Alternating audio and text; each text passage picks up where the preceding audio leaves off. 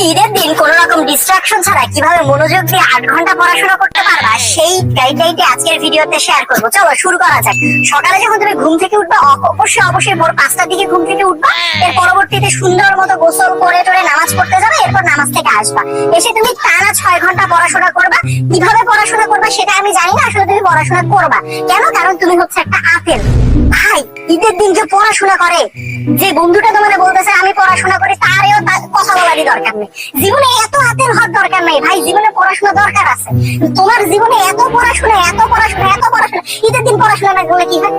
কি হয়? তুমি কি আজকে কালকে বিসিএস ক্যাডার, পরশুদিন কি বিসিএস ক্যাডার পরীক্ষা? হ্যাঁ, তো বিসিএস ক্যাডার পরীক্ষা হলে কালকে ঈদের দিন মজা করো। মানে বছরে 2টা দিন বন্ধুদের সাথে ওয়াও কালকে ঈদের দিন পড়বো, বন্ধু ফাটায়। আমি তোকে চ্যালেঞ্জ দিলাম 6 ঘন্টা পড়বো, তুই দেখবো কয় ঘন্টা পড়বি। কেন রে ভাই, কেন? জীবনে কি কিছু নাই? আর জীবনে কি খালি পড়াশোনাই সবকিছু? যারা বড় লোক হয়েছে, কোটিপতি হয়েছে, যারা অনেক বড় বড় ডাক্তার ইঞ্জিনিয়ার হয়েছে, তার কি ঈদের দিন পড়াশোনা করে বড় লোক হয়েছে? হ্যাঁ বুঝছি পড়াশোনা করছি, ঈদের দিনটা কি একটু মজা করা যায় না?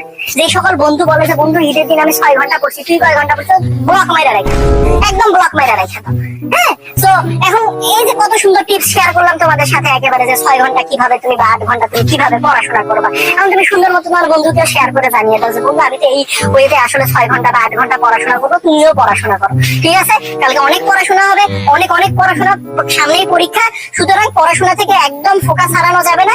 ইনশাল্লাহ পরীক্ষাতে একদম দারুণ ভাবে তুমি দারুণ কিছু করবা। সেই উপলক্ষে সবাইকে ঈদ মোবারক, আল্লাহ হাফেজ।